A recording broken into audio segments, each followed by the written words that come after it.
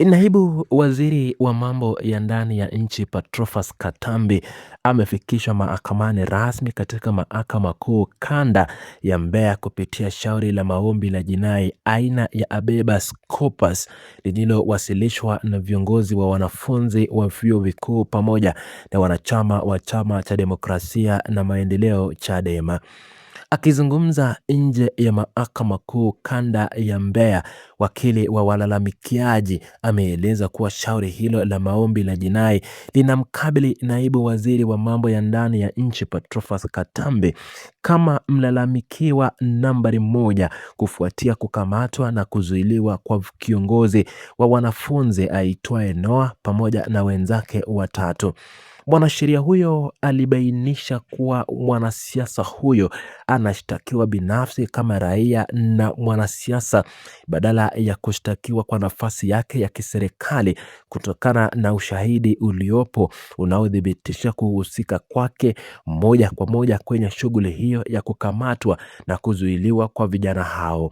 Siku ya leo ilipangwa mbele ya Mheshimiwa Jaji Kalunde kwa ajili ya kusikiliza maombi hayo ya jinai dhidi ya mwanasiasa huyo pamoja na maafisa waandamizi wa Jeshi la Polisi Tanzania, lakini shauri hilo halikuweza kuendelea kama ilivyopangwa. Akizungumza nje ya jengo la mahakama hiyo mjini Mbeya, wakili huyo wa walalamikiaji alifafanua kuwa kushindwa kuendelea kwa shauri hilo kumesababishwa na kitendo cha naibu waziri Patrobas Katambi kukosa kufika mahakamani licha ya kujulishwa na kupelekewa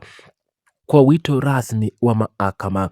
Wito huo uliowasilishwa na dalali wa mahakama ulilenga kumtaka kiongozi huyo kufika mahakamani na kujibu tuhuma zinazomkabili kuhusu kuwashikilia viongozi hao wa wanafunzi. Pamoja na kutofika kwa naibu waziri wa mambo ya ndani ya nchi Patrobas Katambi, viongozi wengine wa jeshi la polisi waliotajwa katika shauri hilo akiwemo mkuu wa jeshi la polisi nchini IGP, kamanda wa polisi mkoa wa Mbeya RPC, mkuu wa upelelezi wa mkoa wa Mbeya RCO, mkuu wa polisi wilaya ya Mbeya jijini OCD, pamoja na mkuu wa kituo cha polisi kati ya Mbeya OCS na pia hawakutokea mahakamani hapo. Akizungumza katika eneo hilo la mahakama kuu kanda ya Mbeya, mwanasheria wa walalamikiaji alibainisha kuwa mtu pekee aliyejitokeza mahakamani alikuwa ni mwakilishi kutoka ofisi ya mkurugenzi wa mashtaka nchini DPP. Hatua hiyo ilionyesha jinsi gani walalamikiwa wote wa jeshi la polisi pamoja na mwanasiasa huyo walivyokiuka agizo la kufika mahakamani siku ya kusikilizwa kwa shauri hilo.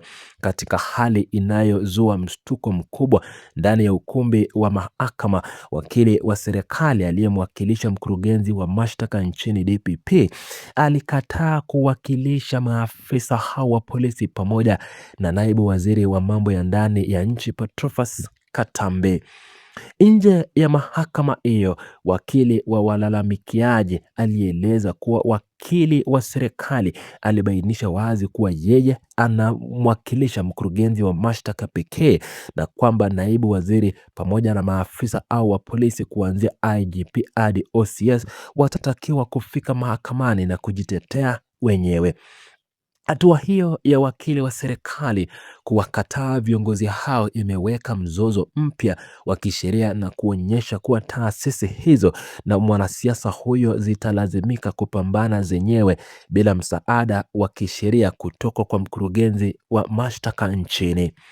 Mheshimiwa Jaji Kalunde, baada ya kutathmini hali hiyo, alitoa amri na maelekezo mapya ambayo kila upande unapaswa kuyatekeleza mara moja. Akizungumza nje ya mahakama kuu kanda ya Mbeya, wakili wa walalamikiaji alieleza kuwa mahakama imeagiza naibu waziri wa mambo ya ndani ya nchi Patrobas Katambi pamoja na viongozi wote wa jeshi la polisi wapewe wito mpya wa mahakama moja kwa moja mikononi mikononi mwao. Amri hiyo inaamrisha takwa la mahakama kuhakikisha kuwa viongozi hao wanapokea wito huo binafsi ili wafike mahakamani kujibu malalamiko yaliyowasilishwa dhidi yao na Noah pamoja na wenzake watatu wanaotajwa kuendelea kuzuiliwa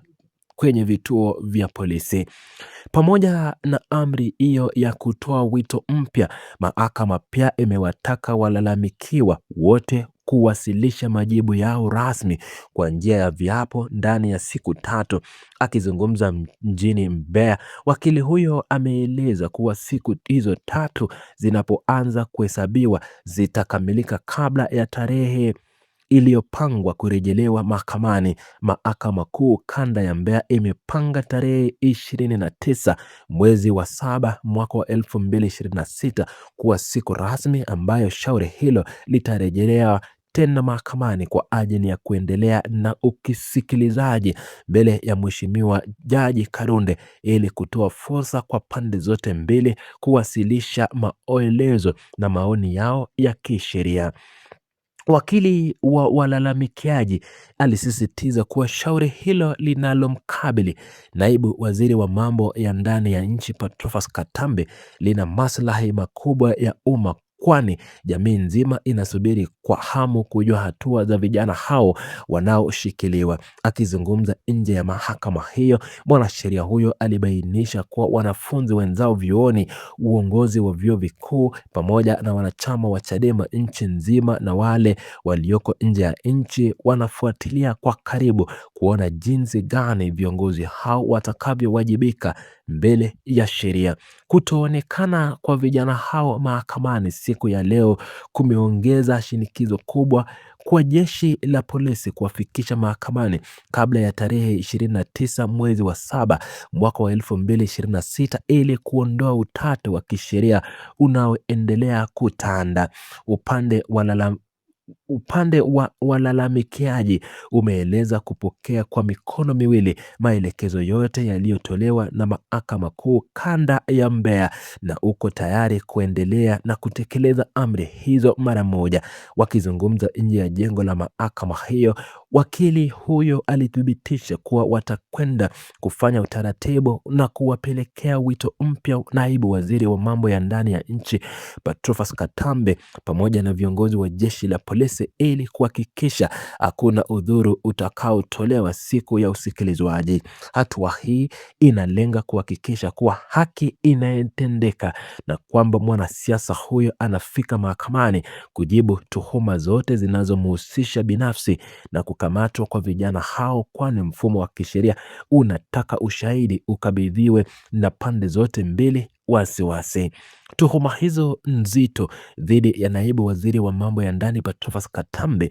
zimeleta mjadala mpana kuhusu kisheria jijini Mbeya na kote nchini kuhusu mipaka ya wanasiasa katika kuliingilia masuala ya ulinzi na usalama. Wakizungumza nje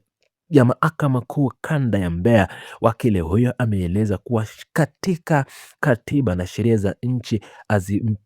mpewi mwanasiasa yeyote mamlaka ya kuamuru au kuratibu kuzuiliwa kwa raia bila kufuata misingi ya kisheria. Hatua ya kumfikisha kiongozi huyo mahakamani inalenga kuweka msingi wa uwajibikaji kwa viongozi wote bila kujali nafasi zao za kisiasa au kiserikali, huku ikionyesha kuwa mahakama ni chombo huru cha kutoa haki sawa kwa kila raia.